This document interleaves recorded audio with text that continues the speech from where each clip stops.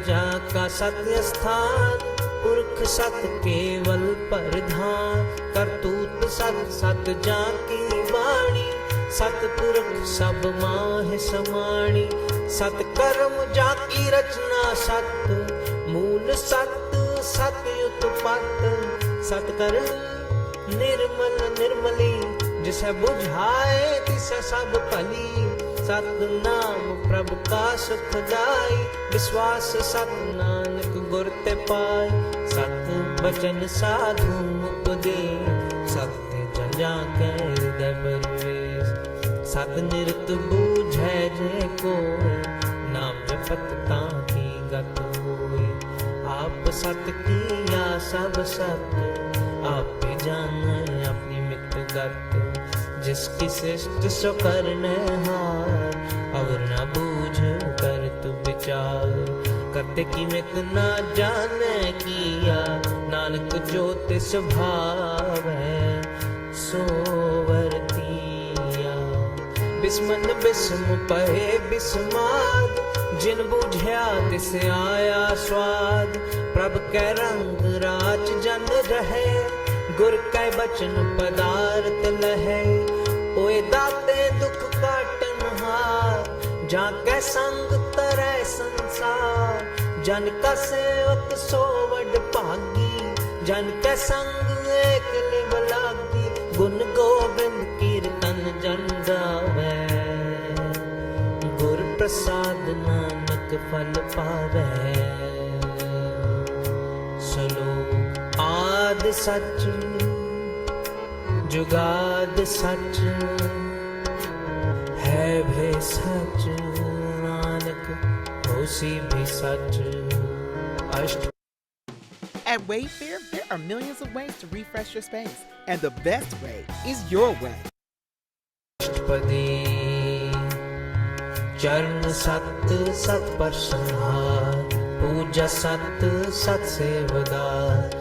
दर्शन सत सत पेखनहार, नाम सत सत ध्यानहार। आप सत सत सब धारी, आपे गुण आपे गुणकारी। शब्द सत सत प्रभ बक्ता, सुरत सत सत जस सुनता। बूझनहार को सत सब होए, नानक सत सत प्रभ सोए। सत स्वरूप हृदय जिन मानया, कन कराम तिन मूल पछानया। जा कर हृदय विश्वास प्रभु आया, तत ज्ञान तिस मन प्रगटाया। पैते निरपो होए बसाना, जिस ते उपजया तिस माहे समाना। बस्त माहे ले बस्त गड़ाई, ताको पिन ना कहना जाई। बूझे बूझन हार विवेक, नारायण मिले नानक एक।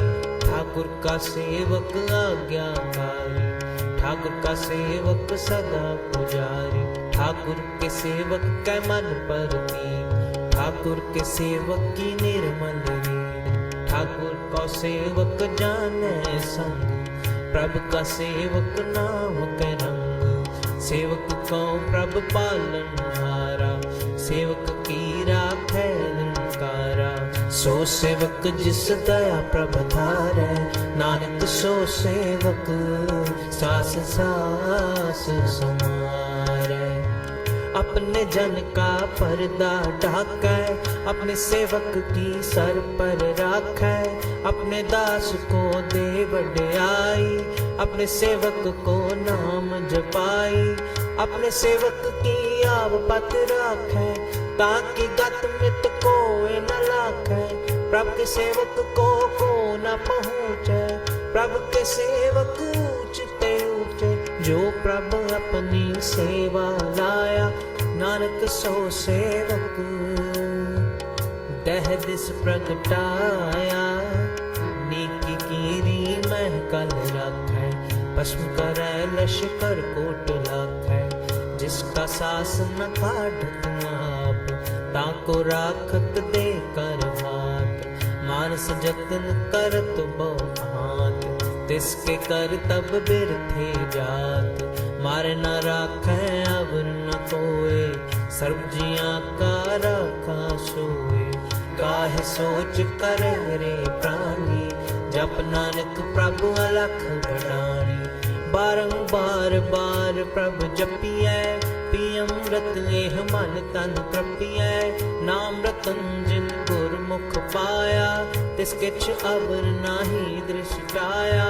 ਨਾਮ ਤਨ ਨਾਮੋ ਰੂਪ ਰੰਗ, ਨਾਮ ਸੁਖ ਹਰ ਨਾਮ ਕਾ ਸੰਗ। ਨਾਮ ਰਸ ਜੋ ਜਨ ਤ੍ਰਿਪਤਾਨੇ, ਮਨ ਤਨ ਨਾਮ ਹੈ ਨਾਮ ਸਮਾਨੇ। ਉਠਤ ਬੈਠਤ ਸੋਵਤ ਨਾਮ, ਕਹੋ ਨਾਨਕ ਜਨ ਕੈ ਸਦ ਕਾਮ। ਬੋਲੋ ਜਸ ਜਿਹਵਾ ਦਿਨ ਰਾਤ, ਪ੍ਰਭ ਪੁਨਹ ਜਨ ਕੀਨੀ ਦਾਤ। ਕਰੈ ਭਗਤ ਆਤਮ ਕੈ ਜਾਏ, ਪ੍ਰਭ ਪੁਨਹ ਸਿਉ ਰਹਿ ਸਮਾਏ। ਜੋ ਹੋਆ ਹੋਵਤ ਸੋ ਜਾਣੈ, ਪ੍ਰਭ अपने का हुक्म पछानै। तिसकी महिमा कौन बखानूं, तिसका गुण कह न जानूं। आठ पहर प्रभ बसहि हजूरे, कहो नानक से जन पूरे। मन मेरे तिन की ओटले, मन तन अपना तिन जन दे। जिन जन अपना प्रभु पछाता, सो जन सर्व थोक का दाता। तिसकी शरण सर्व सुख पावै, तिसका दर्श सब पाप मिटावै। अवर सियानप सगली छाड़, तिस जन की तू सेवा ला। आवन जान न होवे तेरा, नानक तिस जन की पूजो सत पैरा। सलोक सतपुरख जिन जानिया, सतगुरु तिसका नाम। तिसके संग सिख उद्धरै, नानक हर गुण गाओ। अष्टपदी सतगुर सिख की कर प्रतिपाल, सेवक को गुर सदा दयाल। सिख की गुर दुर्मत मल हिरै, गुरबचनी हर नाम उचरै। सतगुर सिख के बंधन काटै, गुर का सिख विकार ते हाटै। सतगुर सिख को नाम धन दे, गुर का सिख बड़ पागी है। सतगुर सिख का हत पल सवारै, नानक सतगुर सिख को जी नाल समारै। गुर के गृह सेवक जो रहै, गुर की आज्ञा मन में सहै। आपस को कर कछ न जनावै, हर हर नाम हृदय सद ध्यावै। मन बेचै सतगुर कै पास, तिस सेवक के कारज रास। सेवा करत होए नेह कामी, तिसको होत परापत स्वामी। अपनी कृपा जिसे आप करे, नानक सो सेवक गुर की मत ले। बीस बिसवे गुर का मन मानै, सो सेवक परमेश्वर की गत जानै। सो सतगुर जिस हृदय हर नाम, अनेक बार गुर को बल जाऊं। सर्वनिधान जी का दाता, आठ पहर पार ब्रह्म रंग राता। ब्रह्म में जन जन में पार ब्रह्म, एक है आप नहीं कछ परम। सहसयान बलया न जाइए, नानक ऐसा गुर बड़ भागी पाइए। सफल दर्शन पेखत पुनीत, परसत चरण गत निर्मल रीत। पेटत संग राम गुण रवै, पार ब्रह्म की दरगह गवै। सुन कर बचन करन आघान, मन संतोख आत्म पतियान। पूरा गुर अखयो जाका।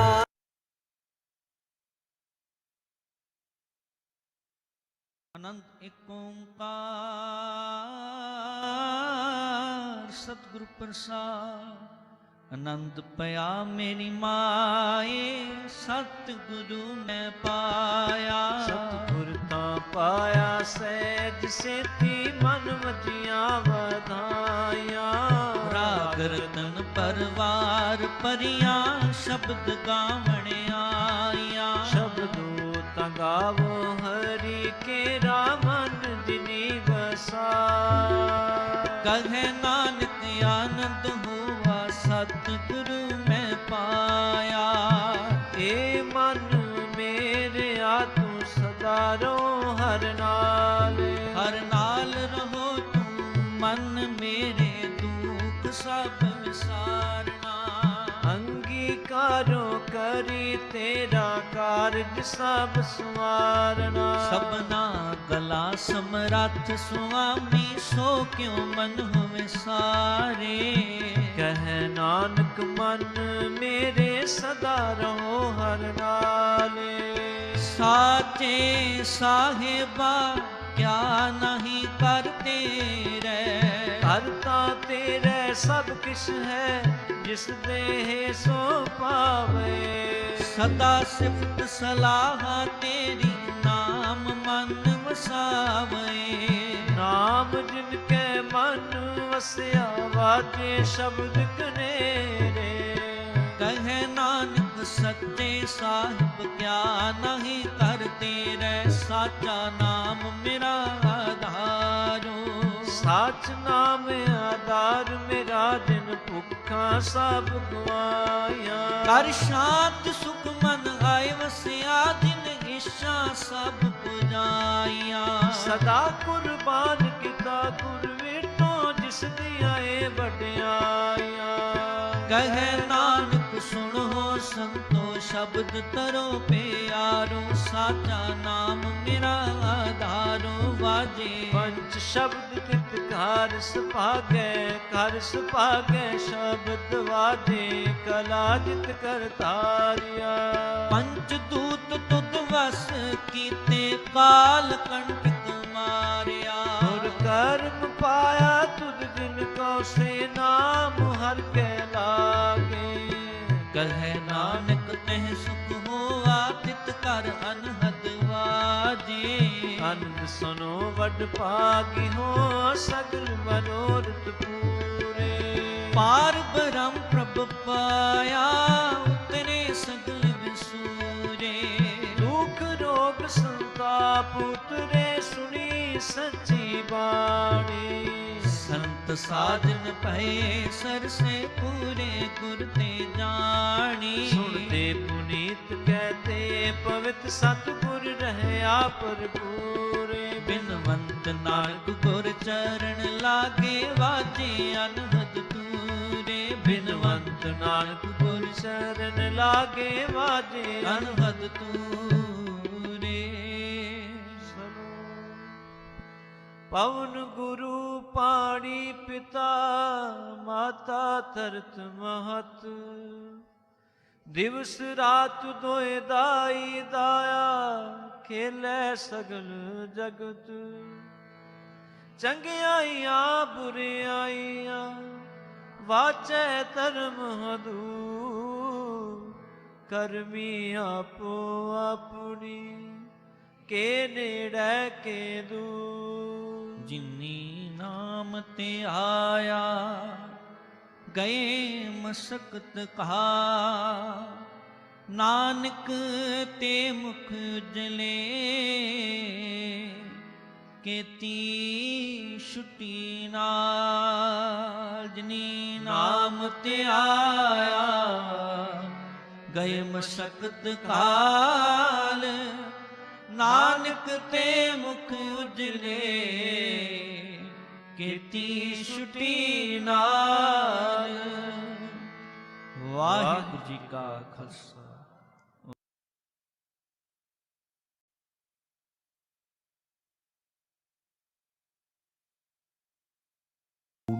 And he hardly slept.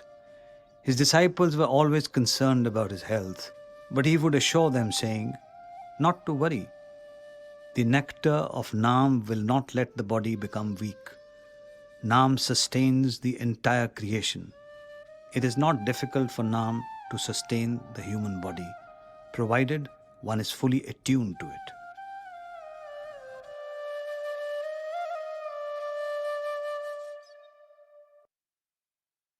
सतगुर है रंगरेज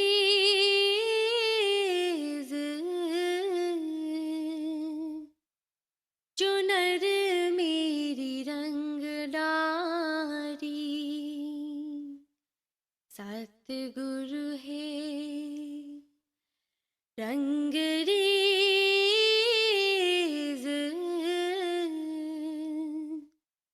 चुनर मेरी रंग डारी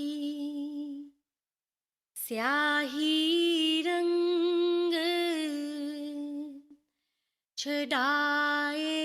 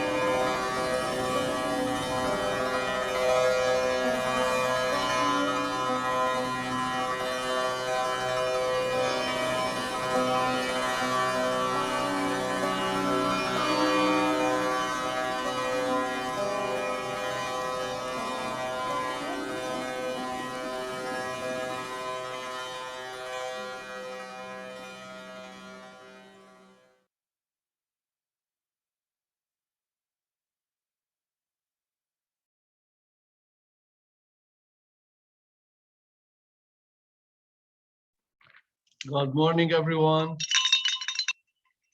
Good morning. I see Amit, Lovejoy, Jayashri, Berry. Hello. Good morning. Welcome to Love. Let me read the beautiful schedule. Hi, Mike. 1 second.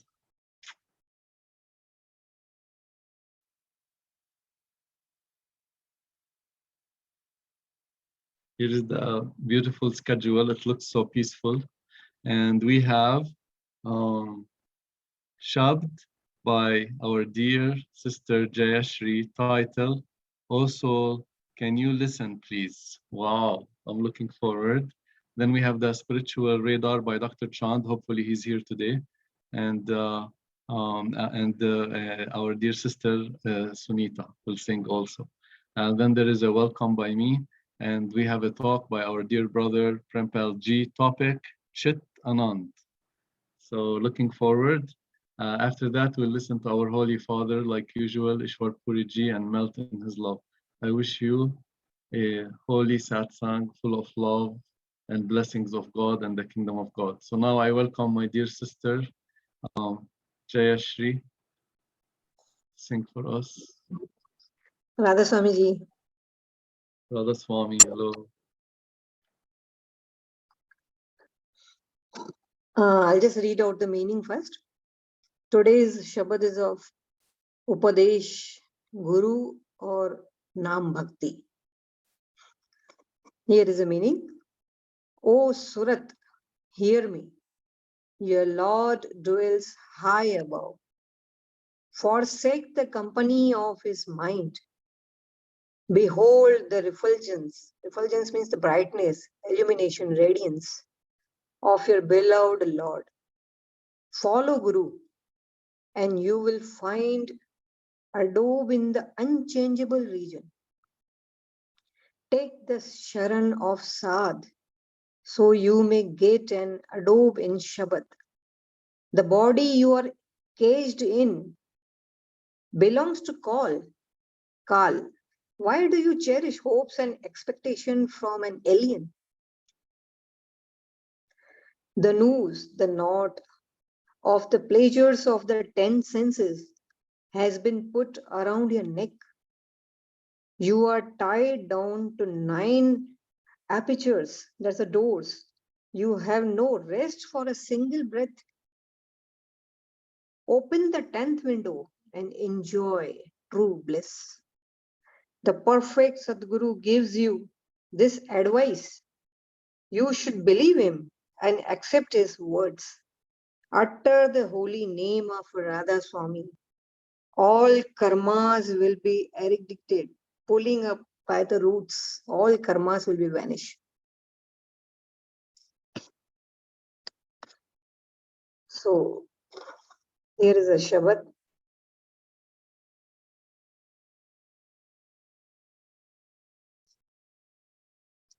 Surat sun baat teri, tera dhani base आकाश सूरत सुन बात तेरी तेरा धनी बसे आकाश तजो संग जारी तो देख पिया पर काश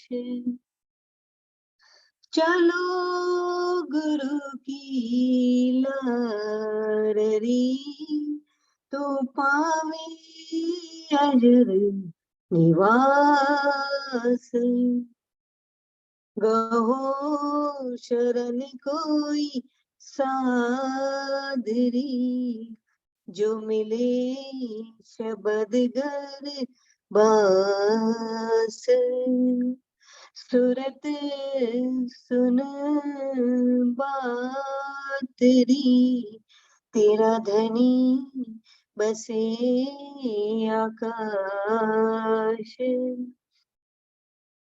तन पिंजराए काल का क्यों करे पराई आस 10 इंद्री के भोग की तेरी पड़ी गले में फांस 9 द्वारन में बंद रही अब चैन नहीं श्वास 10वीं खिड़की खोल रही कर परम बिलास सूरत सुन बात तेरी धनी बसे आकाश सतगुरु पूरे कह रहे तो मान वचन विश्वास सतगुरु पूरी कह रहे तो मान वचन विश्वास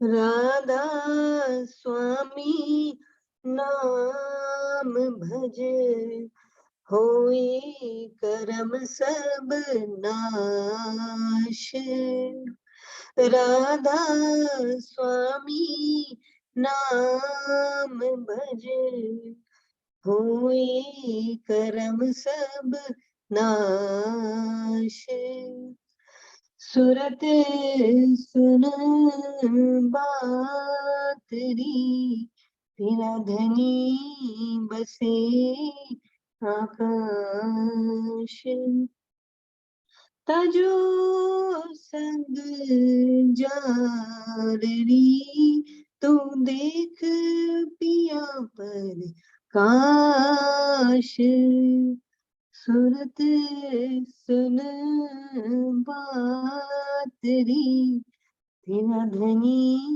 बसे आकाश तेरा धनी बसे आकाश.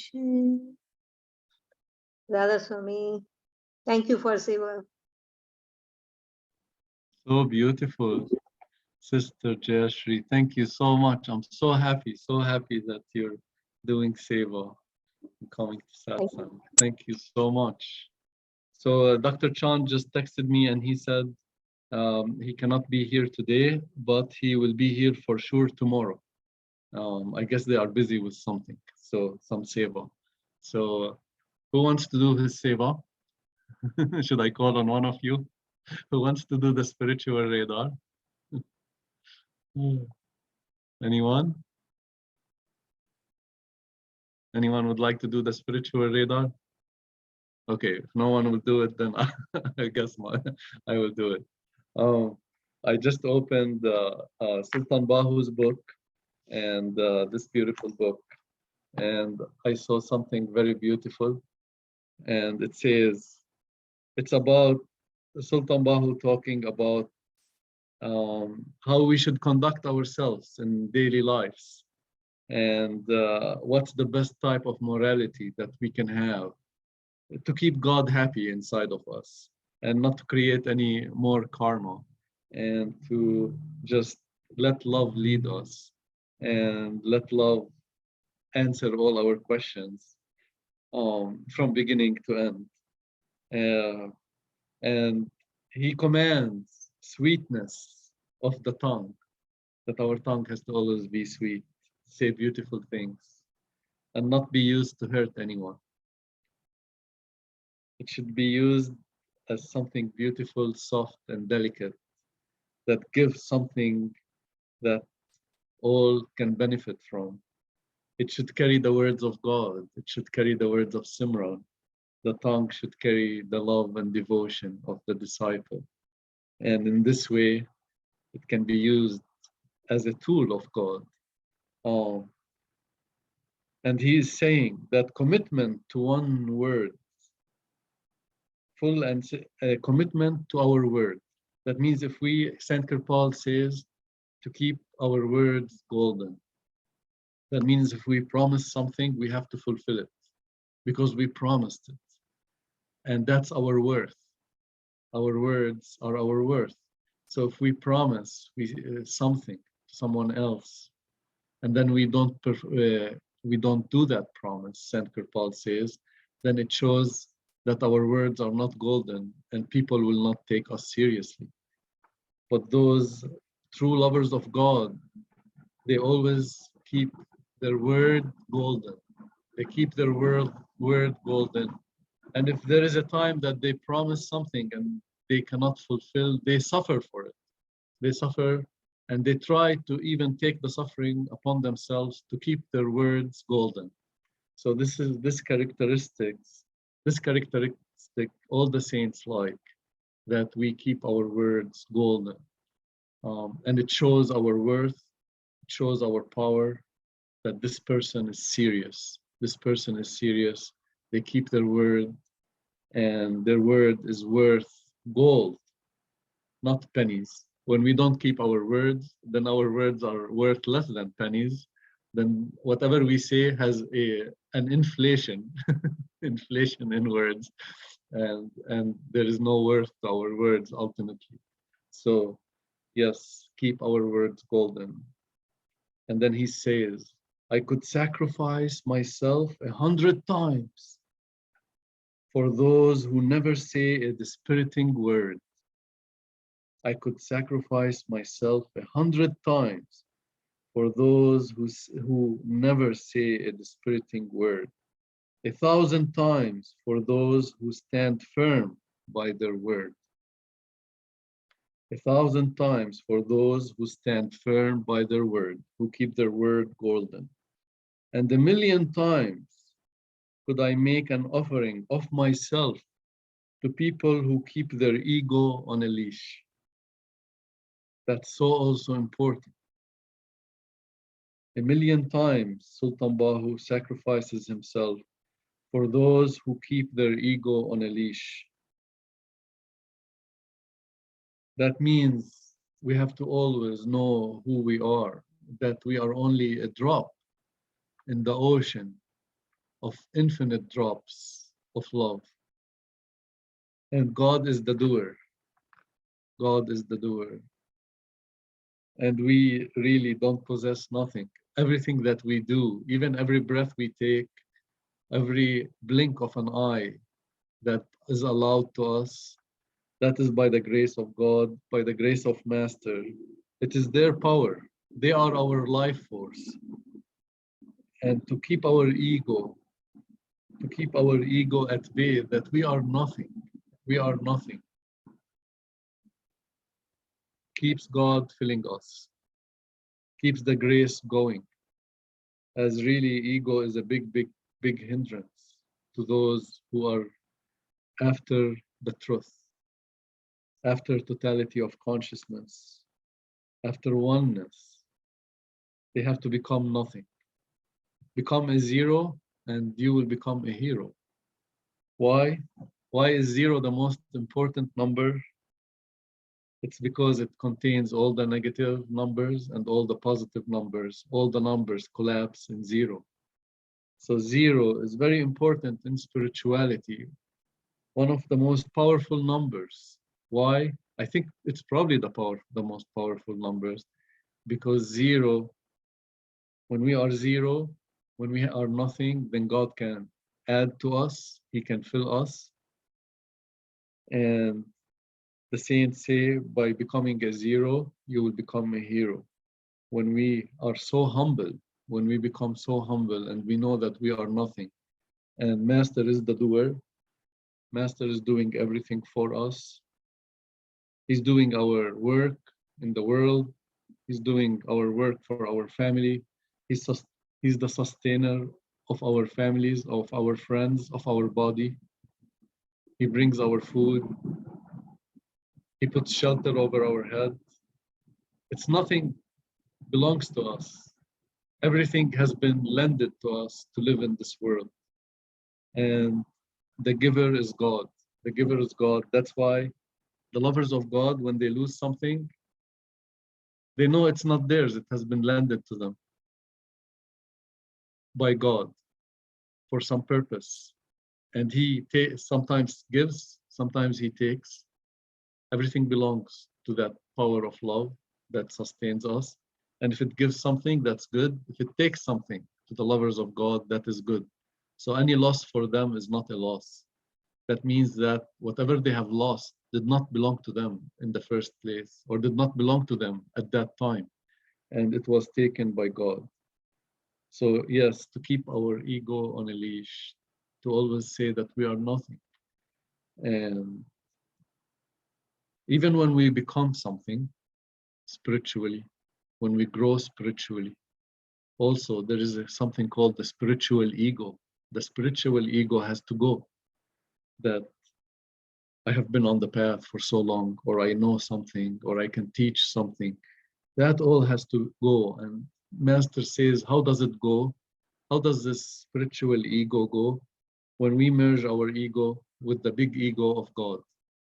And whatever we do, we connect it with God.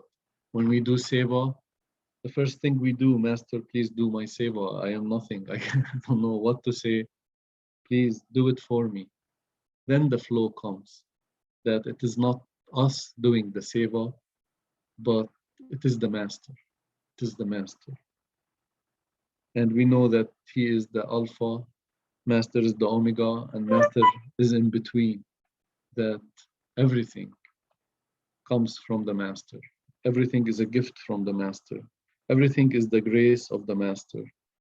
And this process, even the soul, even when after we realize ourselves as soul, which is a big attainment, when we go beyond time and space and we realize ourselves, know thyself as soul, know thyself as soul.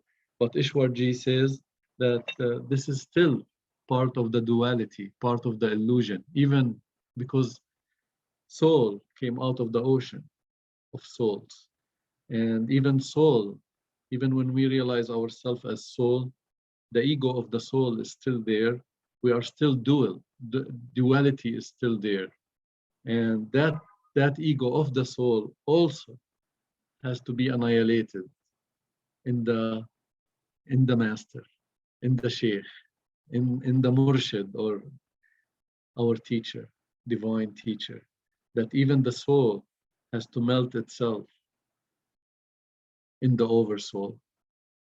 And then totality happens. And when totality happens, then there's no more duality, that there's complete oneness in God, merger in God, unity in God. Me and my Father in the heavens are one. This is what the saints teach, that even the ego of the soul, our spiritual ego, has to also go. And it is the last thing to go, Master says. So every day we pray, please make my ego less. Please chop a piece of my ego. And how does ego be chopped? When we go with the flow, totally go with the flow, totally surrender to the flow of Master. Like when he says go with the flow, that means we accept everything that comes towards us from God. We are surrendering to his power. We are just an observer. We become an observer. We observe and we experience the experience as an observer. That means we go through the events. We cannot do anything to the events. The events have already been there. They have already been shot like a movie. And we go through those events. We go through those events and let them happen. Whatever happens, let it happen. Even if it brings some pain, we can go always use the mantra, so what? It is just a show. So yes, to keep our ego on a leash is one of Master's. Sultan Bahu says, I sacrifice myself 1,000,000 times for those who keep their ego on a leash. So we have to always keep our ego on a leash and always know who's the doer, who's the real one doing everything for us. And no matter how big we become, we know that it is God who's big in us. And nothing. We are nothing. That's why Ishwar Puri Ji always said that he is not a master. He is only our friend. He doesn't initiate anyone. It is only Baba Sawan Singh in him that initiates people. He gave all the credit to Baba Sawan Singh. Even when somebody praised him, he did not accept that praise. He directly gave it to his master. So anybody who criticized him, he gave it to his master. Anybody who praised the master, also that was given to the master. That praise only belongs to the total one that lives in us. And the saints also, they realize that the total one is living in them and he's conducting their life. He's speaking through them. He's acting through them. That's why directly they praise and they give all praise to that big power of love living in them. So Sultan Bahu says, the good conduct of life is an important aspect of all spiritual teaching. The good conduct of life. Doubtless, the grace of God is on them who perform good deeds. So part of the good conduct is good deeds. And those who perform good deeds in a selfless way, then Therefore, he who wishes to meet the Lord should perform good actions, the saints say. He who does good is of God. He who does evil has not seen God yet. At the beginning of every action, oh, this is so important. At the beginning of every action, look at its end. At the beginning of every action, look at its end, so that you should not have to repent on the day of judgment. Wow, if we all go through that, we will be ne karma. We won't create any new karma. If we just look at the beginning of every action, look at its end, what will it bring? Is it a good seed we are sowing and it's going to give good fruit? Or is it a bad seed that will give bad fruit? This God brings to light the hidden secrets. God brings to light the hidden secrets. Do not sow a bad seed. It will certainly germinate. God brings to light the hidden secrets. Do not sow a bad seed. It will certainly germinate. That really all secrets at some point are revealed. There is no secret. God reveals those bad secrets we have in our closet. That's why he says, do not sow any bad seeds. It will certainly germinate. And then Sheikh Farid says, abandon, O Farid, the deeds that do not yield good. Else you will be put to shame in the court of Lord God. Beautiful words, beautiful words. Be steadfast in your faith, bold in your steps. Only then you will find God. Every pore of your body will repeat the name, Allah, Master, God, with every breath of your life. To be steadfast in our faith and bold in our steps. Bold in our steps, that means we don't let anything or anyone take us off the path of love, take us off the path of meditation. And we keep our faith. We keep our faith no matter what.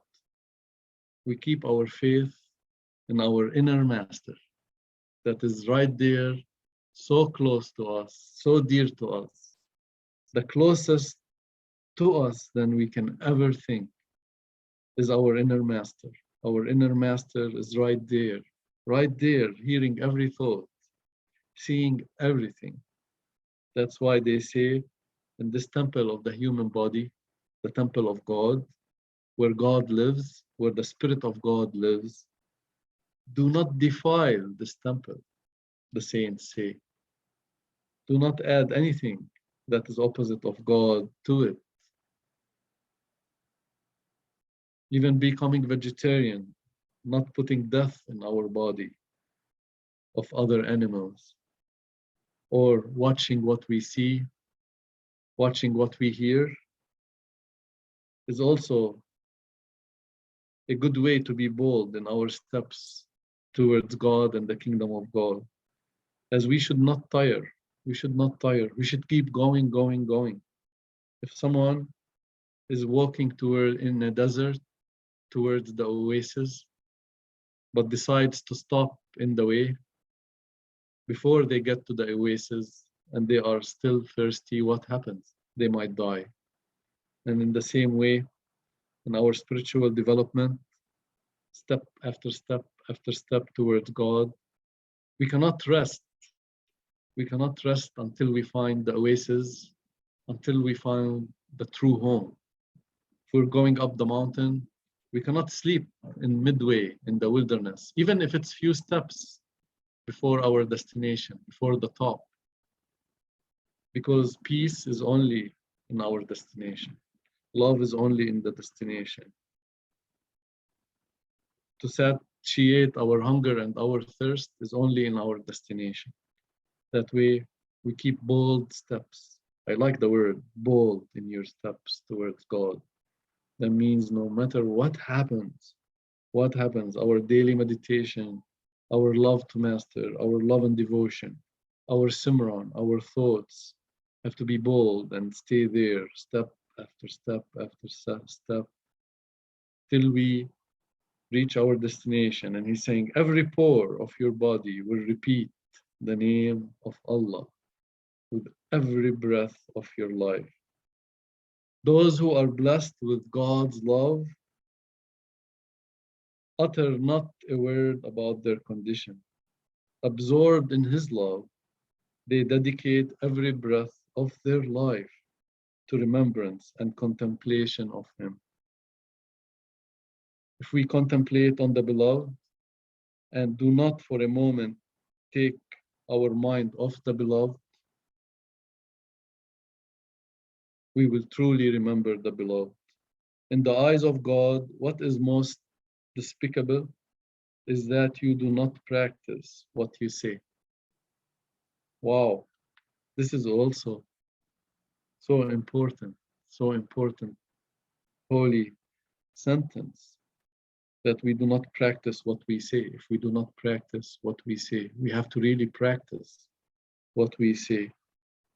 That our words will only carry power, will only carry wisdom if we have attained it from within.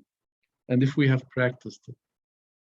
If we have not practiced what we speak, it will become like the words of the priests, the words of the people who talk about God, but have never experienced within them the holy light, the holy sound, God, the kingdom of God, or love. They speak about it. So it's so weak. It just goes from one ear and exits the other ear. That's why I find that books, spiritual books, like when people translate Rumi or Hafiz and they are not on the path of love, then when you start to read those books, you directly know that it has been translated from someone who has not experienced anything on the path of love. And it becomes boring, and we cannot read from it anymore. It becomes so congested, it becomes so dull. Yet the books that have been translated or written by people who practice meditation, who practice the holy light and the holy sound, and who go within, then they have a different flavor to them. That means if somebody translates Rumi and they have some type of certain experience in Rumi, then it has much more flavor than someone who just does it for money or doesn't understand what it is. Then we start to read it and we lose our attention right away. It does not contain the love. It does not capture us with love. That's why all the books that we love on the path of spirituality, they have been written by an adept, by somebody who is really practicing spirituality and translating the correct way, because the saints could say something and the worldly people could take it as something totally different. And when they translated in a totally different way. I remember my cousin who is not on the path of love, but he was very, very smart in the University of Chicago. And a part of his BA was to do a paper on Rumi. And in his paper, when he showed me, that was many years ago, he wrote that, Rumi and Shams were lovers, but in a physical way. that Rumi loved Shams like in a gay way. Yeah. And I'm like, no, you totally missed the point. Rumi loved Shams in a divine way, Just like we fell in love. I fell in love with that old man with the beard and the turban, Sant Singh, from head to toe. I fell in love. And the same way, I also fell in love with Ishwar Puri Ji from head to toe. And what is that love? That love is just pure divine love. loving God in them and seeing God living in them, seeing their divinity and taking their divinity as the most beautiful and the purest thing. And to see a God man or a God woman, somebody who really became something, who really became, who really merged, who when they talk about God, they talk with so much power, so much authority. It's coming from right there, from the inner master, with no pollution of mind, with no pollution of mind. That means their mind have totally become controlled. It's all controlled from A to Z. It's like having no mind, because when they speak, it's not coming from their mind. It's directly coming from soul and God. And when it comes from soul and God, it has life in it. It has life because it is the soul that gives life to the mind. Mind is only an instrument, as all the saints say. Mind is only the instrument. So if a mind is speaking, to us about God, about the kingdom of God, the lovers of God directly notice, directly know that it is the mind speaking. It is the mind speaking, and the soul is so covered, so covered up with so many layers and layers and layers of obstruction that it is really bearing the soul from speaking. That the mind is there in control. The mind is the master. But once the mind is totally controlled, once the mind is totally purified, then all the obstruction, all the veils are removed. Then what happens? The light of God shines from the temple of God, which is the human body. The light of God shines. Mind is put to the side, and every word is a living word. Every word that comes out from a mouth of a holy person, from a saint, has the full power of God in it, and it hypnotizes people with love. It catches their attention. It captures them right there. Why? Because that person has controlled the mind, has removed all the obstacles, has removed all the veils. The light of God shines from their temple, the human body, and their words are powerful, captivating. They go to the heart of the person and they stay there forever. They stay there forever like a seed of God.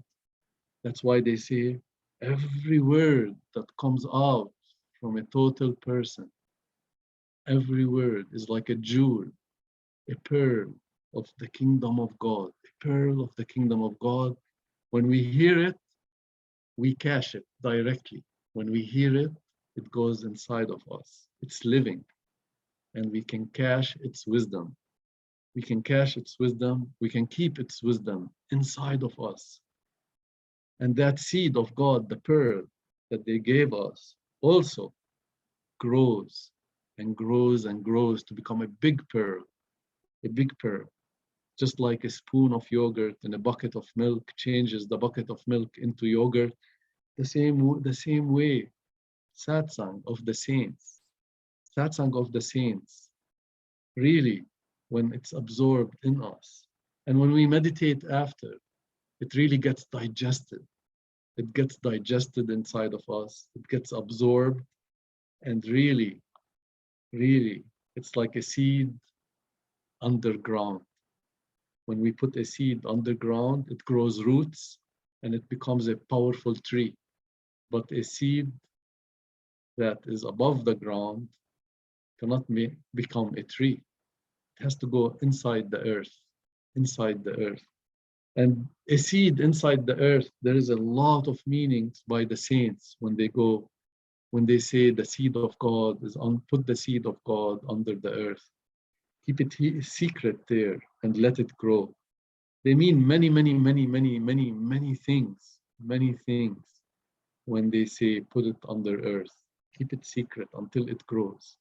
Because there are a lot of forces. If it doesn't go underground, like the wind and the sun and the water, that could really not make it grow into a tree. but yet when it's under the ground, it's in the shelter. And in the shelter, it can grow and it can become something. So they say, our godly knowledge, sometimes we have to keep it to ourselves. Sometimes we have to keep it to ourselves till it becomes a strong tree and goes out of the ground. Then the tree will show itself. Then nothing can move that tree because it has very strong, deep roots, deep roots in the earth. And the same way, when we become strong in God, we have deep roots in God, then we don't even have to show ourselves because the tree is out. The tree is out of the ground and nothing can shake the tree. Yet, if it's still a sapling, if it is still small, then all the negativity of the world will try to demolish it. Will try to demolish it, as sometimes our families are negative or our friends, and they don't understand spirituality. So it's better to keep it secret sometimes until we become so powerful. And when we become so powerful in God, we don't even have to speak about God. Our silence will be words spoken. Our silence will be vibration. Our silence will create an aura, a vibration and a frequency of master that lives inside of us.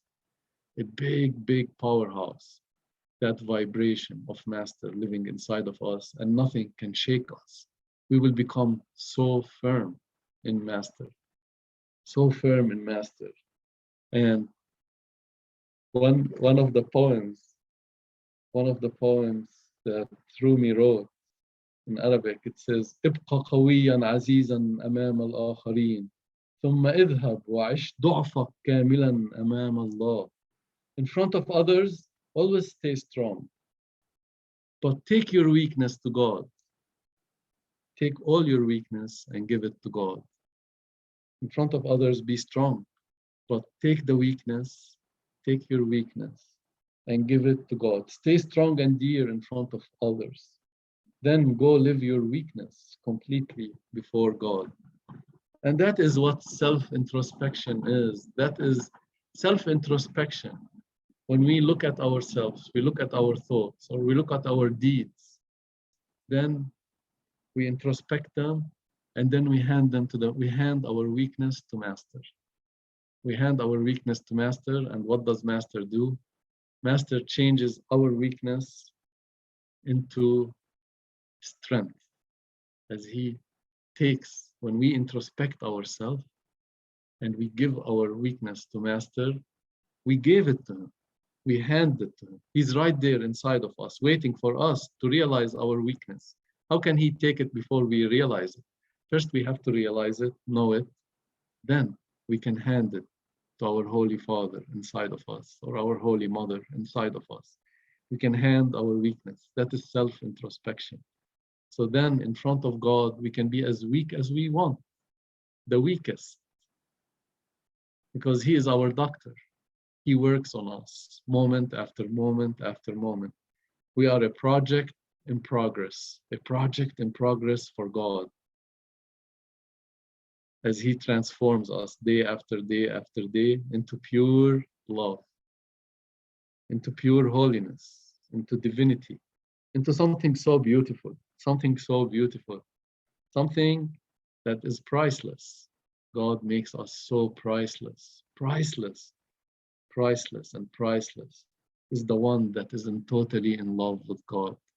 There is no price to the one, even if his karma is to be a very low person in this world, I mean like very poor person, but lives on his own means. All the saints lived on their own means, never took any donations from anyone. And even if they were a cobbler like Ravi Das or a weaver like Kabir, they lived on their mere income. And from there, they never took any donations from anyone except for the mission of God, as they knew that anything that will be taken by them from the mission of God, that will be poisonous money. it will be a poison. It will be a poison that will bring disaster, because that money belongs to the mission of God. So they were always very, very careful that every penny that came went to the mission of God, went to help the master, and they never ever accepted a penny. They lived on their simple life, simple living and high thinking. They lived so simply, yet their thoughts were always with God and with master. And this simple life, and their love to their master and their love to God, that made them priceless. So that's why we see the kings and emperors coming to Saint Kabir and coming to Saint Ravidas. The kings and emperors came to them and bowed their head on their feet. Why? Because they were priceless. They contained God in their temple of the human body. They removed all obstructions. They were the bravest of all braves. They removed all obstructions, and then God was shining from their heart, from every pore of their cell. God was shining. So they became God. And God had there is no price that we can, it's priceless. It is priceless. To be with them only for 1 second is priceless, because to be with them brings all the blessings, a flood of blessings from whoever lives in them. And God lives in them, the Alpha, the Omega, in between. When they looked at us, it was God looking at us. God looking at us. Do you know who is looking at you when Master looks at you? Satpurush is looking at you. When Master puts his hand on your head, who is putting his hand on our head? It is also Satpurush, the highest power. Who is touching us? Who is being our friend and talking to us? God himself.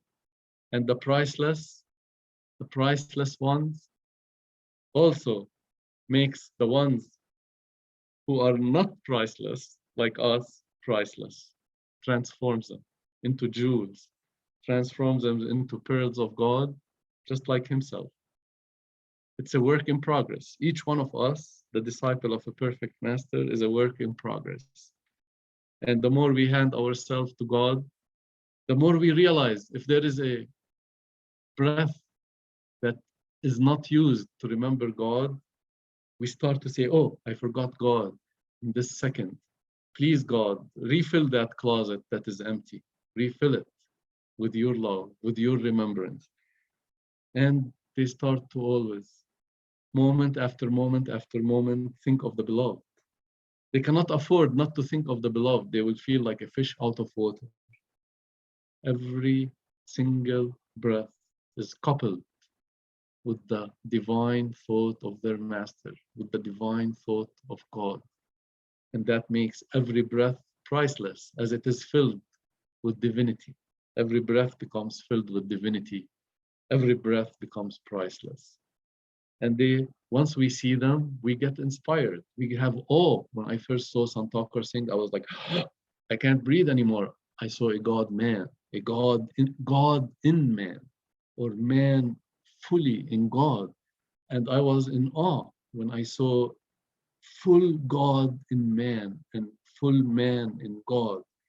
And then once we see that, we are captured by that love. And that love, we want to become like that. We want to become like that. When we see that divinity, when we experience that aura, when we are in that field of love, we want to become that love. We want to become that love. And that's how masters catch us. They catch us with that love. They show us an example. They show us an example of true divinity. Once they show us an example of true divinity, we are captured. That means we are helpless. We are helpless and we're in that divine will. Once we have that yearning that I want to become like that, I want to become like that. Oh my God, that's so beautiful. This old man with the old beard and turban is so shining with God, is so gorgeous. I want to become like that. And then we are caught. We are caught with that love, and that love starts to transform our heart. And Master is the greatest thief, my Master Santakar used to say. They directly steal our heart and they replace it with their heart. And then our heart will become priceless because it is the heart of God. Slowly, slowly, slowly, they work on us. They work on us. They never leave that project until it's done. They never leave the project. And imagine that great power that lives in us. We might be sleeping on the bed, but it never sleeps. It's always watching us, always watching us, always watching us at every second. That power of love that lives in us, God in us, never sleeps. We might sleep. We might take our attention off the Master, but the Master never takes his attention from us. That is the most beautiful thing and that when we realize that power is always looking at us, then we will become shy to do anything that power does not like. Really, we become shy. We become, hey, there's some power living in me. It's watching me day and night, day and night. It's watching me. And because it's watching me, I have to act in the right way. I have to act in the right way. I cannot do anything that displeases that power. Why? Because our yearning to become divine becomes huge, huge, and we don't want anything to really stop us. So what happens? We start to sacrifice everything that is opposite of God, everything that takes us away from God, slowly, one by one, boom, boom, boom. With the sword of love, Master helps us. Once we say, oh, take this away from me, it's taking me away from you. And then really what happens? He does it. He does it. Master does it. And then we will see, wow, that power is working. It's really weeding out everything that needs to be weeded within me, one by one. And now the plant is without weeds and it's hitting the light of the sun, hitting the light of God, and it's growing very fast once all those weeds are out. So he's weeding us moment after moment after moment after moment. We are being weeded and weeded and weeded, and we slowly become unconditional love, and we start to see God in everyone. We start to be more submissive to everything that happens to us. That means we will forget the word no even. Everything is a yes. Everything is a yes. So this is what I wanted to say for Seva today. Thank you, Master. And thank you, Master, and thank you, Master. It's all Master that by his grace, he graces us, and the grace is flowing every day. Every day I live in, my soul lives in this grace of Master, and I enjoy it. I enjoy the grace of Master every day, every day, every day. And I'm addicted to it. I'm so addicted to it. Like the people who are on drugs are addicted to drugs. I'm addicted to satsang. I'm addicted to Master. I'm addicted to the divine love that's being showered upon me. And every day I bring my cup like a beggar, a child to the Father. I bring my cup, and please fill my cup with your love, O Holy God, Holy Master, Ishwar, Santakar, Sant Kripal. Fill my cup. I want my cup to be full. And that's why we come here, we keep begging for God to fill our cup, and he does fill it. Where two or more gather in my name, there I am, and he blesses all of us. All of us here are being blessed by the Saki who pours on our soul, who pours in us that nectar of life, that manna of life, the divine ancient wine that Hafiz talks about. He pours it in our mouth. He pours it in every pore of our body, and that makes us helpless. We want more, and we want more. Until totality happens, we will keep yearning for more and more and more until the day comes that all obstruction is removed, all veils are removed, and we are totally drowned in love, drowned from head to toe in love, drowned and lost in love, just like a fish swimming in the water, in the ocean of love. Wherever it goes, there is water. Wherever it goes, there is water. We will be totally drowned in God, drowned in the love of God. Wherever we go, it will be God, God, God, God. And that is how the saints and masters describe the kingdom of God. It's like a fish in the ocean. Wherever that ocean goes, it's something beautiful, but with no danger, of course. It's always something beautiful and exciting, and one experience after the other experience after the other experience, and wherever that fish goes, it is in the water of love. It's experiencing the ocean of love wherever it goes. It's just moving and experiencing love in the ocean of love. and that we will become a fish in the ocean of love, experiencing love. So thank you, Master, for the seva. And now we will play our dear brother Prempal Ji. So I hope you will enjoy his satsang.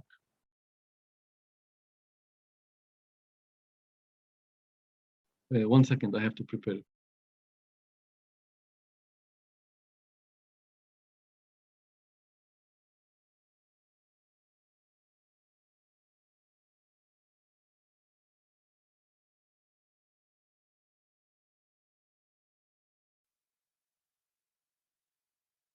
My today's topic is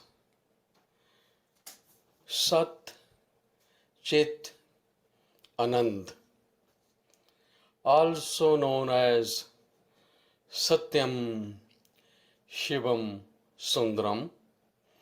And Baba Nanak Ji in the Bani of Shri Guru Granth Sahib Ji says, Sat, Suhan, Sadaman, Chao.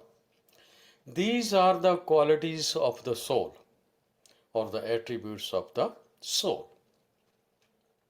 What is Sat? Sat means truth. Sat, that means exists unconditionally, that is real, eternal, everlasting, timeless, unborn, uncreated, that was here even any of us was born, or the creation was created. It is eternal, everlasting, and it is unconditional. That's Sat. Chit. Chit means the eternal, everlasting consciousness. It is the core or essence of who you are. What is our reality? That is Chit. Consciousness, or Chetan, or Chaitanya. And the next one, the next quality is Anand. Anand means blissful state, or bliss, or bliss. Inner source of happiness. True source of contentment and happiness within you is Anand. Anand. Sat, Chit, Anand. All together, it is eternal consciousness being. True source of happiness within you. That is soul or self. Soul or self. What is the difference between soul or God? No difference at all. Whatever contains the qualities of the God, our soul has the same qualities. As Guru Amar Das Ji Maharaj Ji says, आत्म में राम, राम में आत्म, चीनस गुर विचारा. आत्म में Ram, inside our soul is Ram, the creator. Ram में आत्म, the same soul is inside the God. Chinus. Chinus means know thyself. Gur Bichara, you need to find yourself a master to experience all those things. Why we are not experience all these things like Sat, Chit, Anand? These are the qualities of the soul. If these are the qualities of the soul, how come we are not experiencing it? Because we are not living at the level of the soul. We are living in a physical world, in a physical form. And the mind play different role at a different level. Like we have physical, astral, and causal body, our mind played different role in different body. Physical body, physical mind, astral body, astral mind, causal body, causal mind. As Dr. Chandpardaji always says, Pindi man, Andi man, Brahmandi man. Pindi means physical. Brahmandi means astral. Andi means astral, Brahmandi means causal. Living in a physical body, mind just love to have physical experience. Mind love to collect physical material. When you do meditation, go to the next level, the condition of the mind change.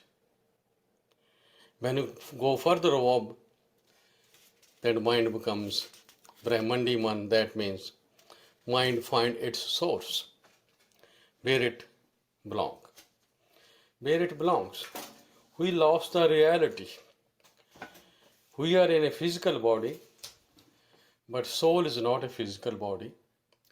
There is a mind between soul and body. Mind is just like a bridge that connects physical reality, physical body, and the soul. And what happened? When we came here, what happened? And where we are right now. Swamiji Maharaj wrote a beautiful verses on that. Surt bund sat sindh taj, आई 10वें द्वार, वहां से उतरी पिंड में, बस आए 9 वार, मन इंद्री संबंध कर, पड़ी जगत की लार, जन्म जन्म दुख में रही, वही 84 तार, सुध बुद्ध भूली घर आद की, सतपुरुष दरबार. Swamiji Maharaj say when the soul was descended, it came from Sachkhand. Taj means to leave everything. After leaving Sachkhand, Sohungdesh, the soul came to Par Brahm, from where the Dasmadwar starts and comes down. वहां से उतरी पिंड में बसी आए 9 द्वार. After that, the soul came to the astral area, pick up the sensory body. Soul pick up the mind from universal mind or Brahm. And when you pick the physical body with the 9 doors or 9 dwar, man indri sambandh kar padi jagat ki lar. When soul pick up the mind from universal mind and pick up the sensory body from astral level and came to the physical body as a Jivatma, Bijatma, then we came in a physical form, Padi Jagat ki lar. That means we came to the physical planet and started following what is going on this physical level. Janm janm dukh mein rahi, bahi 84 tar. Our death and birth started, and we got stuck in the cycle of death and birth, that is 8.4 million species. Soul has to go through 4 cycles. When soul was in Sachkhand, that is pure soul, that is known as Atma, Jivatma, Bijatma, Muktatma. Atma means pure soul. Jivatma means when soul pick up the mind, the same soul becomes Jivatma. Then Bijatma, when soul pick up the sensory and physical body, becomes Bijatma. Bij means seed, the seed of karmas.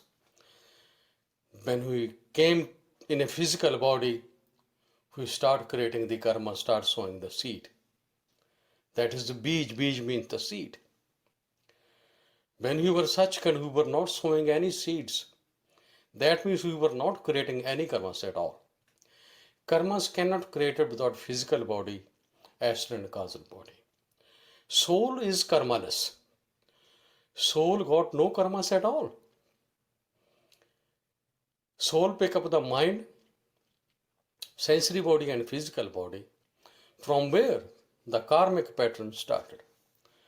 When you came to this physical level, as a human being, who start creating karmas or start sowing the seed of karmas, whatever we sow, we have to pick up the same seed. As Baba Nanak ji says, Khet sarir jo bijya, sohan khlota hai. Whatever we sowed, we have to come back and pick up that crop. And Swamiji Maharaj says, वहां से उत्तरी पिंड में बसी आए 9 द्वार. When you came in a physical body, there are 9 doors. 9 doors. वहां इंद्री संबंध करी पड़ी जगत के लार. We pick up the sensory body, everything. We start creating the karma. जन्म जन्म दुख में रही who are in the pain and suffering. Going through the cycle of death and birth is nothing but suffering or pain, also known as log. As Baba Nanak ji says, Rogi Brahma, Rogi Vishnu, Rogi Sagal Sansara, Rogi Sat Samund Sain Nadiyan. Even Baba Nanak ji says, whatever is in time and space, it takes death and birth. That's nothing but a rog, means disease. That disease is death and birth. Death and birth. Vahi 84 tar, that means we were stuck in the cycle of death and birth, and there is 8.4 million species who had gone through every single form. Sudh bhuli gar aad ki. We lost, we forgot what is aad means, the very beginning. Sat Purush Darbar. Sat Purush Darbar means Sat Purush means Satnam or Satya Purush. That is sitting in a Sachkhand from where we came. That means we've forgotten where is our true home, where we belongs. Soul belongs to Sachkhand. But we forgot the reality, who we are. That's why we are not experiencing Sat Chit Anand. We are not in a blissful state. We don't hear the sound. We don't have a self-realization yet because we are stuck here in a physical level. In a physical level. Then what we have to do? What we have to do? We need to find ourselves a master. Can we find a master? No. Master will find us. How the master find us? Why does master, how the master know? Master, he is here to pick you up. But how the master knows that he is here to pick you up? When we left the Sachkhand, the 10% of us, out of 10%, as Sant Ajaib Singh ji made it clear in a very beautiful his Punjabi satsang, those who turn around and ask, Vaheguru Paramatma God, I am leaving this house. If I have to come back, how do I come back? Then God said, I will be there as a master. I will send my master. In reality, he comes here as a master. Because he is the one who said he will send his master. In reality, he comes here as a master. He comes here as a master, and there is no difference between master and Satpurush.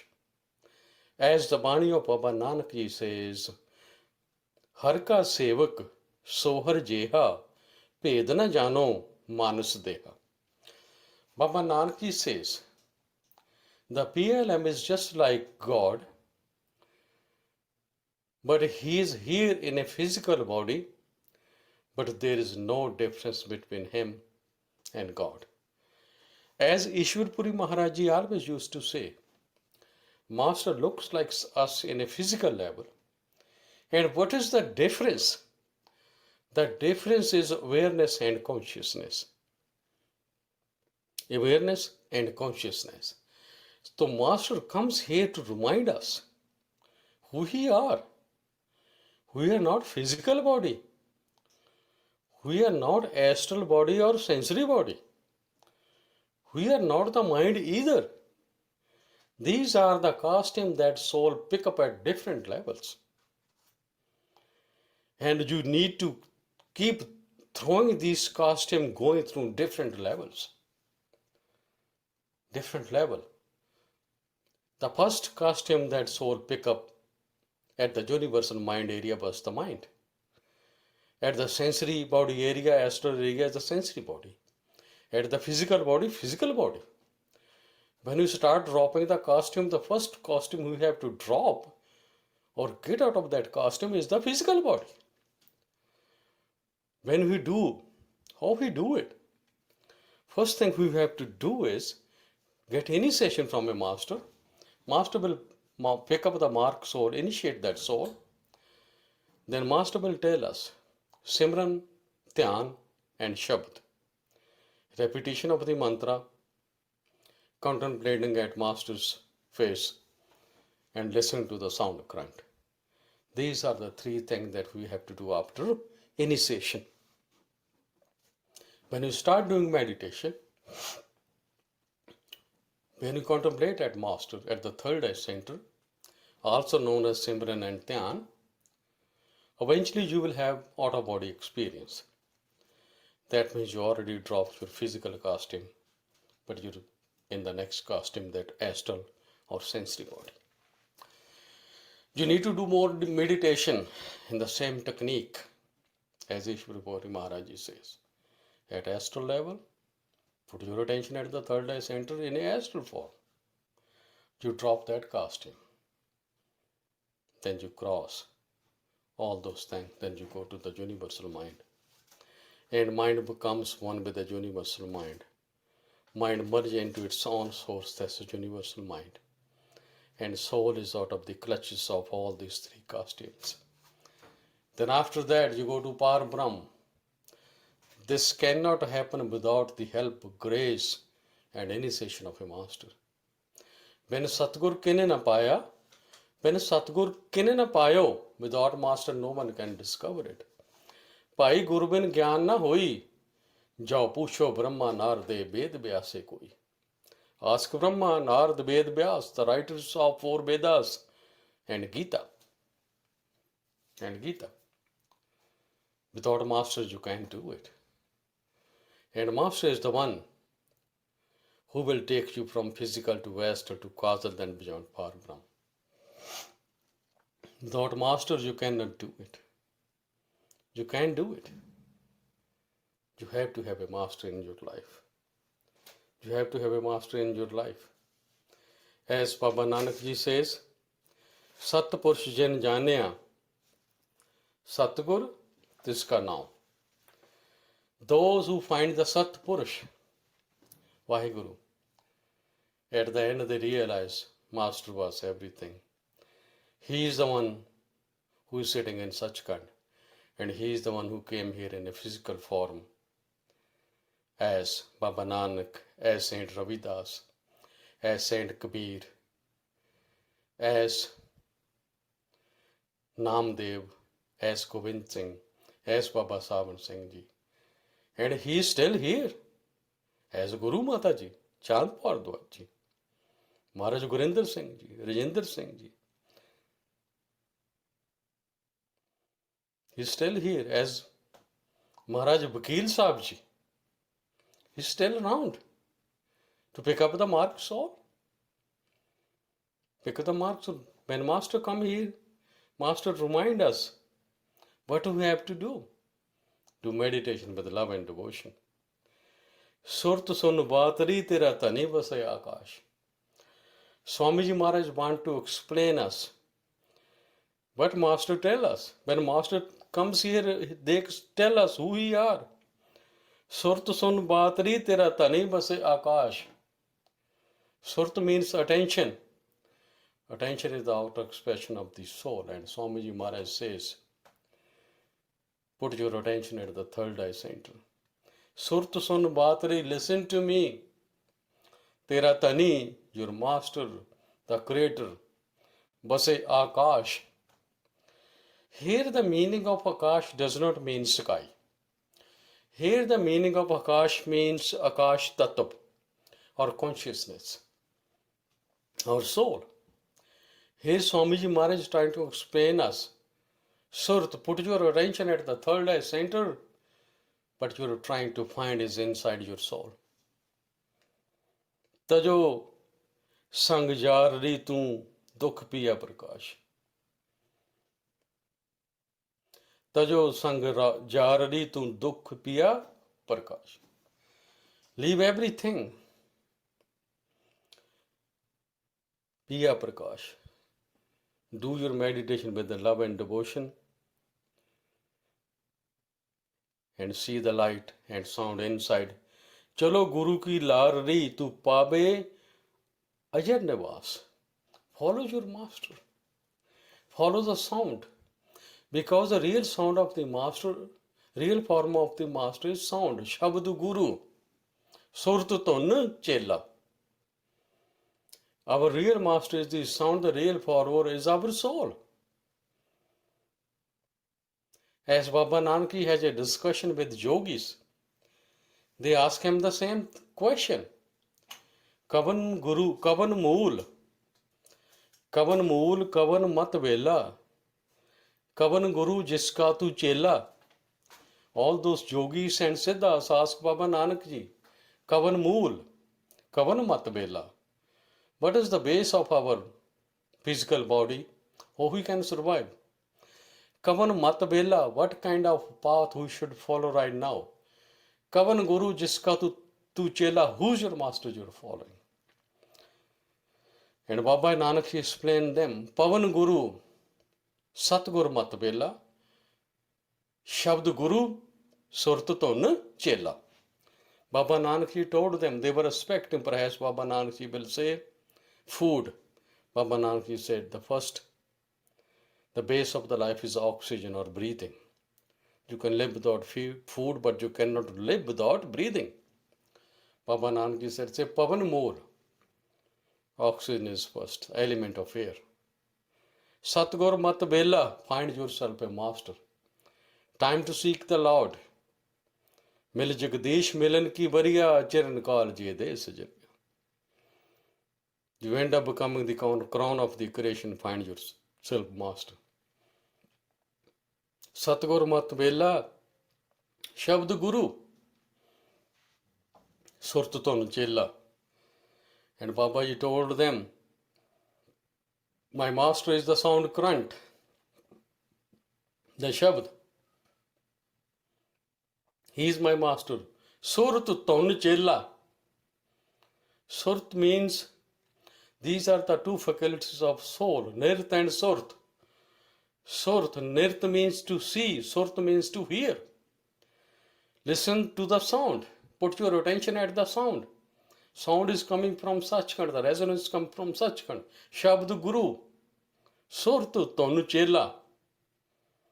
Your soul is the follower of the same sound that is known as master.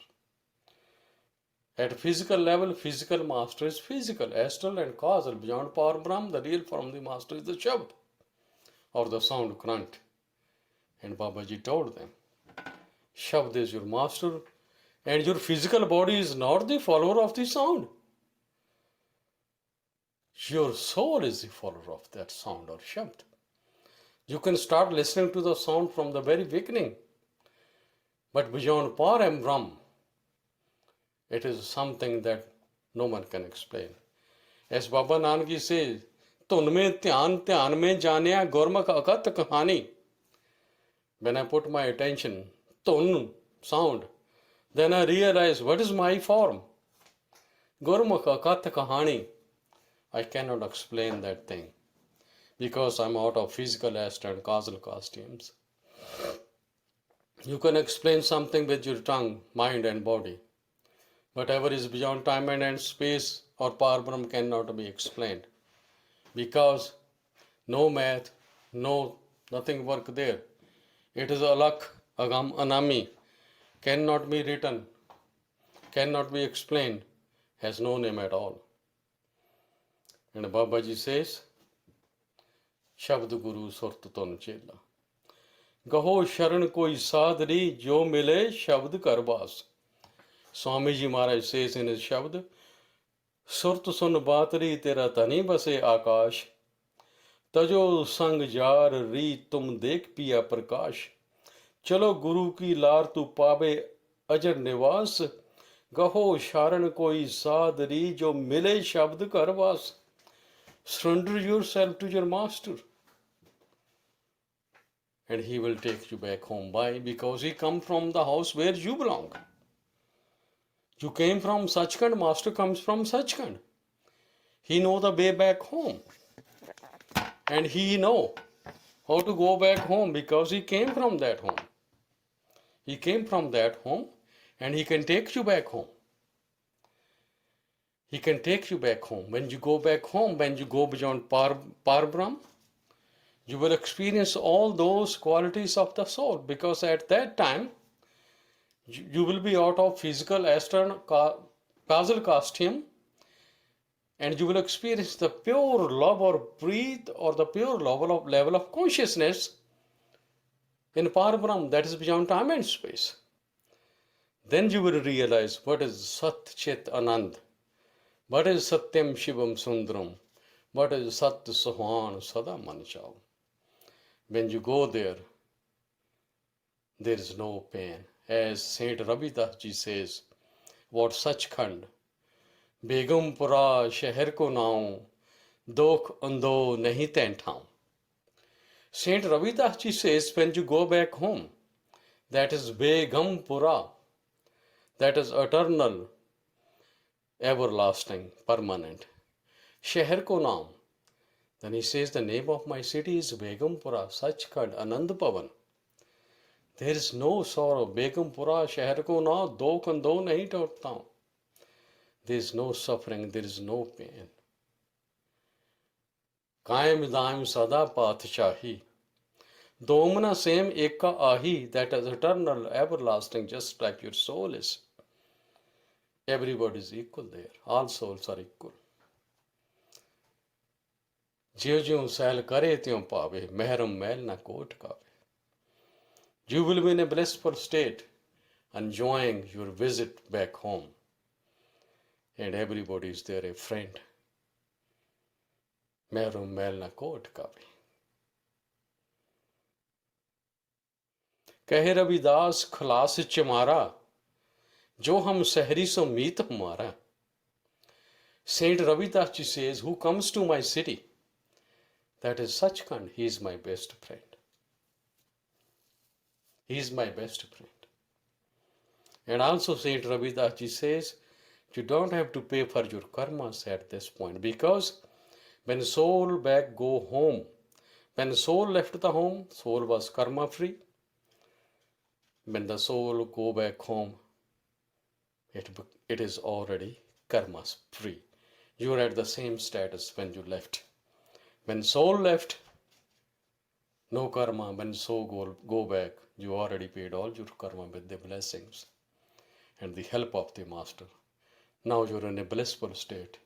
You will experience what is Sat, Suhan, Sada Man Chao, Satyam Shivam Sundaram, or Sat Chit Anand. I had a chance to read the Granth of Rishi Valmiki Maharaj, the ancient saint of India, born perhaps 500 and 600 before BC, during the time of Lord Ramaji. The Granth he wrote is known as Yog Vashisht. When I had a chance to go to the temple of Rishi Valmiki Maharaj this weekend, and when I explained them the very first chapter, Rishi Valmiki starts same thing. Sat, Chit, Anand.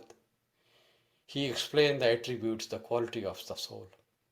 Then he says, Namaskar Paramatam. He said, Paramatma means, Par means first, soul means. The first soul is Paramatma. Then he explained in his Granth, I was so much impressed to read the Bani of such a great saint of ancient India, Rishi Valmiki Ji Maharaj, who wrote the Ramayana. It was amazing, and I gave a little talk on that. Then I decided to pick up the same topic. Satyam Shivam Sundram Sat Sohan Sada Man Chao. Sada Man Chao. Our soul belongs to God. Whatever is in God is in our soul. Whatever is in soul is in God. If you pick up one drop from ocean, take it to the lab. The analysis will be H2O. If you check the whole ocean, the analysis will be H2O. Whatever is in the ocean is in the drop. Whatever is in the drop is in the ocean. Self-realization, when we find out what our reality is, then we'll experience all these things. Satta, Sat Chit, Anand. That's blissful state. Who experience that when you go beyond time and space and Parbrahm. And who will experience the blessing and mercy of our Master. In reality, if we do everything with love and devotion, we will experience everything. Thank you. Please accept my seva and forgive all my mistakes. Thank you.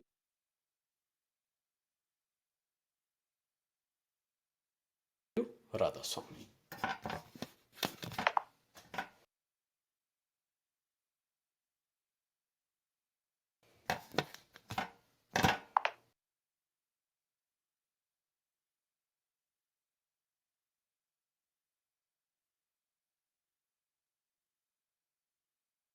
What is prasad? Is prasad ready? Yes. Prasad is blessed food. It can be anything blessed. Blessing of a food item or anything else is useful because when we use that, we think of who gave it to us. And we connect in our mind with that association, when it was given, who gave it, and so on. So prasad, we have been typically using some food items. Great Master used to give puffed rice to us. And we would take it, eat only little bit, sometimes only one piece at a time, to make it last longer. Every time we took it, we remembered Great Master. So that was a wonderful way that an external thing is triggering our remembrance and love for our Master. That's the purpose of prasad. My dad believed it's not necessarily something to eat. Master would come to our house, dining table, it had 8 chairs. Great Master would sit on one. Next time, he said, this chair is prasad, put a new chair. All 8 chairs became prasad. No matter where we sat, we were having prasad.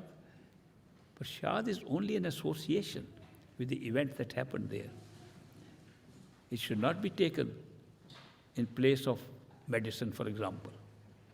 I'm saying this because I know in India, several people have told me, my daughter was very sick, I gave her a little prasad.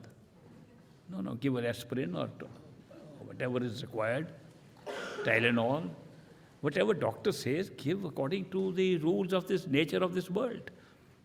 Prasad is to remember. Of course, if you are ill, you're taking your medicine and also taking prasad, you think of Master, it's helpful. But prasad is not curing the illness. That is why it's good to remember that prasad is meant for remembering your Master and continuing that feeling of love that you have, and not get too distracted. If you are distracted, prasad will bring you back your attention to the Master. So now our hosts here have decided to distribute prasad. I'm very happy for that. I am going to seek the blessings of my Master. Great Master, Hazur Maharaj Baba Sawan Singh photos. You can't see him except in photo. I can see him alive. which is good, because I can now ask him alive to bless this prasad. For me, that's the greatest blessing. I can't think of a higher blessing. I can't think of a better prasad. There's a friend of ours, very old man in Hawaii. He writes to me, old disciple, and he said, send to me some of Great Master's prasad, you were his disciple. I wrote back to him, sorry, Great Master died in 1948, and I don't have any prasad left. If it was, it must have rotten by now. He said, don't tell me these stories. I know Great Master is still with you, and you can still send me Great Master prasad. So I bought a large packet of puffed rice and got blessings of Great Master and sent him. He's so happy. He's taking Great Master prasad. Do you know today you're going to get a chance to have Great Master's prasad? I'm very happy for all of you for that. So will you bring it here, please? We have this last part of our second session on third day. We'll be concluding the program today. I've come about 15 minutes late. I'm sorry for that. I'll tell you a story. True story. In the United States, the big stores like Walmart, Macy's, Marshall Fields, big stores, high-end stores, they are hiring retired people as greeters. The retired people don't go to join the small jobs of greeters because they have enough money. They're retired on good jobs. But they go to meet people to keep themselves occupied and not sit lonely at home. So Walmart in one branch hired a retired person. He was so good. Everybody loved him. The customers loved him. Colleagues loved him. The manager loved him, but he was bothered by one thing. This man came late every day, 15 minutes. 15 minutes late every day. So one day the manager asked him, you are such a good man and everybody loves you. If you came late like this in your previous job, what would they be telling you? And he put his head down. He said, they would be saying, good morning, Admiral, do you want your coffee now? So when I get late, I use the Admiral story.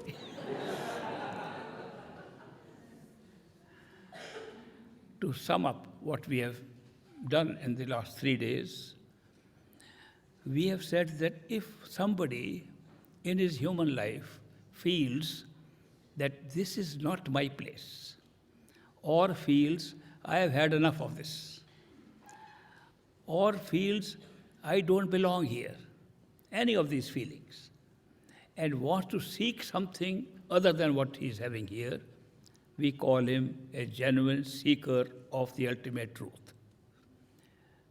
He may not know he's a seeker. He may not know what he is seeking.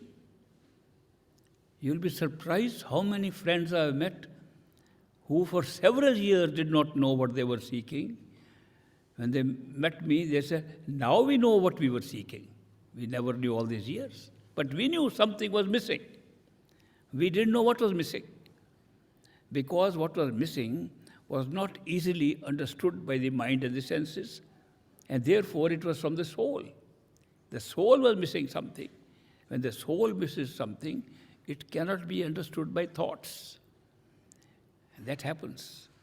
And that is what gives you the feeling, this is not my place, I must have some other place. Then we look for what we are missing. We go to various places. We go to our own religion. We go to our temple, church, synagogue, mosque. We look for answers there. And some answers appeal to us, but we say something is still missing. We are getting a message, but something is still missing. And they don't know what they're missing. They try their best to follow any directions the religion gives them. Then they go and look for friends look happier, they consult them. They love those friends, but something is missing. And this something that is missing is what makes you a seeker. If you are a seeker to get out of it and go to heaven, then you seek heaven. Many religions offer that by prayers, some by meditation, some by various kinds of rituals, giving charities, giving alms, doing good for people, you will go to heaven. Very true. If you do a lot of these good things, you do go to heaven. There's nothing wrong with it. But then some people feel, I don't want heavens. I want the truth. I want my real home. I want to understand who am I? Why am I here?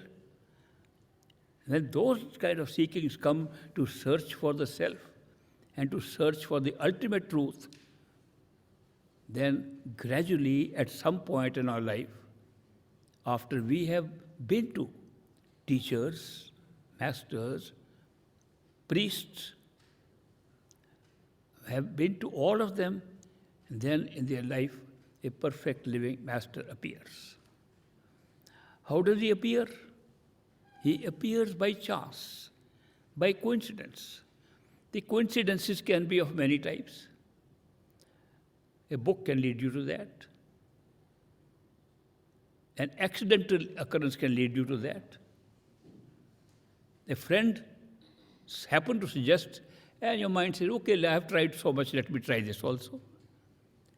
Something happens, a series of events or few events that lead you to a person who looks as normal as you are. But something is there which you can't understand. What is in that person? I like something about that person, but I really can't fully explain. If it happens to be somebody who's teaching, you like to listen to the teachings. Sometimes you listen to the teaching of a person and you are looking at that person and forget the teachings. How can that happen? It does. So many ways a revelation is made that you have come across a perfect living master who is pulling you by his love. A perfect living master does nothing else but says, I have come for this soul. Soul is ready, is seeking, I'll take that soul back by love. Finished. The rest is all for our mind. Everything else is for our mind. And that is why when we find a perfect living master, we are pulled by that master. Mind doubts a lot. Mind has so many questions. Mind has fear. Fear, I remember, two friends of mine, United States, said, there are some nuns in the convent. I have invited them to listen to you. I said, very good. So there was a small group of people in his house, and I was talking of God and gods, and I tried to make my talk a little bit related to God and worship and things. And the nuns were whispering at the back, save our souls, save our souls. Devil has come. So mind can do that. So later on, the nuns attended my functions regularly. But I was a devil first day. It's very difficult to determine when the time comes. What am I trying to point out is, we have no idea how people come to a spiritual path and who introduces. How they come and I can give them spiritual teachings of my master. It's such a strange phenomenon. But I have met thousands like this. It's just a story. The latest person who wants to meet me, I haven't even met him. He's also teaching the same thing. Light and sound meditation. It's almost taken from the books on Sant that my master and his organization are using today. He lives in Austin, Texas. He and his friend, two people, are teaching. They're like gurus for them. And they give the initiation. Much more difficult than great master did. They ask you to write a letter of initiation, and for 1 year they make you work hard before they give you the actual initiation. Sometimes I feel we do need that, so that we make it a real part of our life. But they do. The man's went into meditation, deep meditation, on the 10th of May this year. He wrote about this to Jonathan, not to me. I got a mail when I was in Colorado in May, doing an IMR, intensive meditation retreat, and I got a mail from this man. I saw you in my meditation, I want to come and see you. I told Jonathan, he can come when I am in Chicago or I am somewhere else. Again, taking it as casually as I did first time, not realizing what's going on. He wrote to Jonathan what his experience was. He said he was meditating, deep meditation, and a man appeared and came close to him, looked deeply into his eyes, and said, "I know who you are." That's all the man said. "I know who you are." He never knew the man. No idea at all who it was. So he said, it's a very strange experience. I've never seen a man, and he comes into my meditation. I have no idea. 2 days later, a coincidence happens that somebody says, "Have you heard of Ishwar Puri? He gives similar teachings like you are giving." He said, "No." "You have his picture?" "No, we have his YouTube." "Can you show me?" He saw, that's the man who came. He came, this man. That's why he wrote to me, "I have to come to you immediately," he said, "to see you." He wrote to Jonathan, "I want to find out, what did he mean by saying that he knows me?" Question is, how could such a man come to me without knowing me at all? How could he come and he's going to discuss Great Master's teaching with me? I know it. How is it possible? I'm telling you just examples, a few examples, and I can give you many more, of how people go through coincidences, strange coincidences sometimes, like these ones. And then they come to me and learn about perfect living master, like Great Master teachings. So that is what happens to us in our life. When that happens, a perfect living master at that stage always comes, even though you have had many masters in the past and many teachers in the past. This perfect living master's job is just to take you back home. He not come for anything else. He appears in the same form that you are, the human form, appears in the same status more or less that you are, and becomes a friend. And when you become a friend of this person, you are surprised that why does he not ever get angry with me? Why does he not argue with anything with me? Why do I feel so much love for him, and why does he love me for no reason? I've never known him. All these questions bother us for a while. Not bother us, bother our minds. These questions bother our minds. Gradually, this relationship of love and friendship, true friendship. I can give you an example out of one of those important, very important persons who were there at Hollywood at the party. Shared secrets of her life she had never shared with anybody on the very first meeting. How is it possible? How can you have that kind of a trust in somebody? How can you have this feeling for somebody? All these things bother our minds. But the love and experiences we start having after that convince us this is a long-term relationship. This is not going to go away. What kind of experiences? Internal and external. Those two people had experiences, one internal, one external. One saw in meditation, the other on a computer.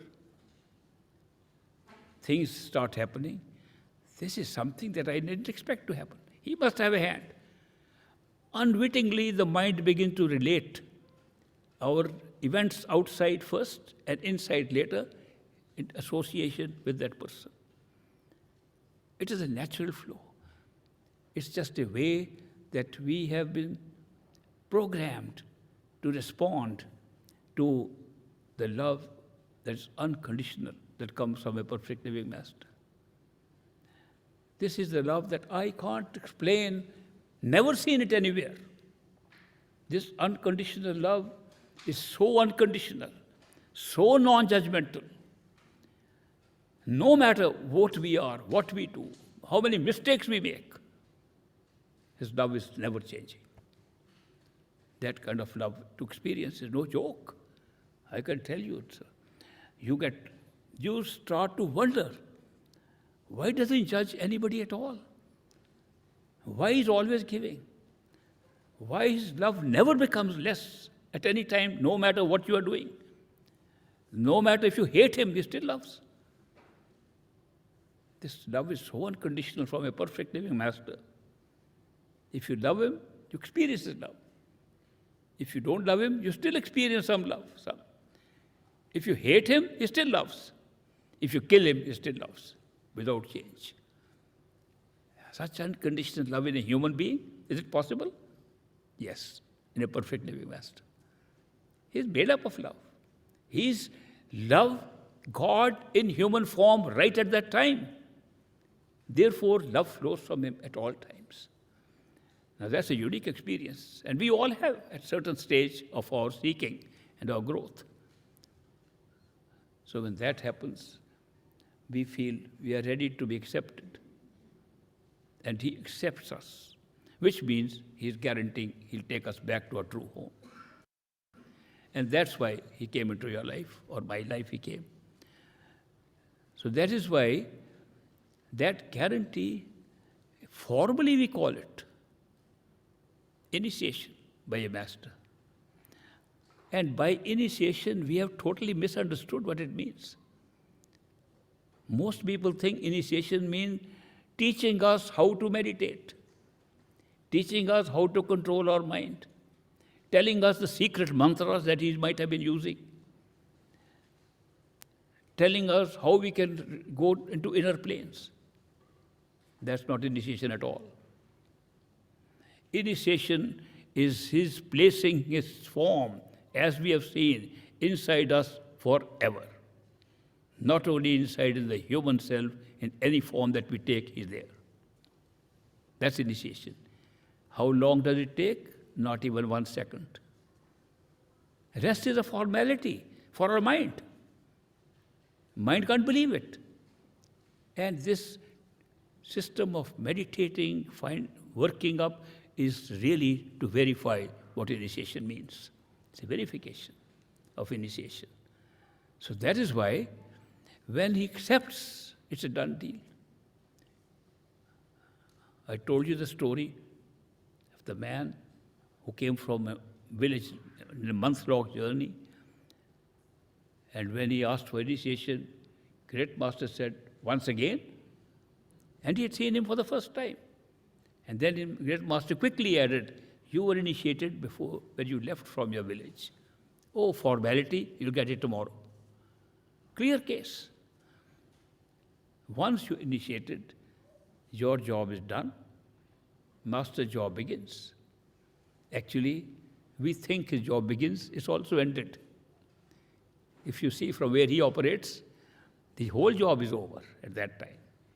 But we, living in time-space, living in a physical world, work our way through in association with the rest of the things we are doing out of our karma. Our past karma, our past actions, they create obligations on us and we fulfill them, but with a slightly different attitude, which makes it easier to fulfill them. Master also does it. He's also taken a human body for the same purpose. So it's nice friendship that goes on. Eventually, we are able to find him inside in a form that's going to be with us forever. Even then, both our forms change. We still know same master whom we saw outside of the physical body. This persistence of the self in you, persistence in the self in the form of the master continues all the way, right up to Parabrahm. So that is why it's a very interesting pathway, how we go to the top through the help of a perfect living master when we are ready. I'm sharing this because that's what I've tried to cover in the last 3 days, that this is how you can verify where you are. And if you feel you need more proof, yes, you'll get proof. Take the steps for getting proof. You don't want proof when you are not even trying to apply the proof. You can't say, I want proof before I try. Sorry. You have to follow the process for proving. Have you not always followed a process for proving a chemical reaction, it takes place or not? A physics question solved, you prove it. You test it again, you test it with your peers. You don't just accept it like that. Apply the same standards here. When I was at Cambridge, the university at Harvard, there was a professor of applied psychology. He would attend my talks, nice professor, but so skeptical about what I was saying. He almost used to show his contempt about what I was saying while listening to me by raising his legs and putting on the front chair. Oh, I know what you're talking. One day he happened to ask a question. He says, if you are so sure of the method you are talking of, by which one can realize oneself inside, why don't we have proof like other scientific facts of life? Scientific facts, we prove, even our psychological tests, we take a subject and have a lab. I said, is your lab on the 6th floor of that building? Yes, that's where I work. I said, you keep your windows closed. Why? You know, breeze can interfere with our instruments. I said, fair enough. But do you shout from there outside what you are doing? We don't need to. People don't know about what we are doing. I said, now just imagine that here I have a lab, and you have a lab. Just doesn't happen to be made of bricks. Happens to be made of our head. We keep our windows of the eyes closed. We don't want to see outside. And we keep our mouth shut. Other people can't understand what we are doing. Tell me the difference. Why don't you think that an experimentation done in this lab would be as valuable as experimentation done in this? No, it has to be empirical evidence, which means evidence that other scientists can be.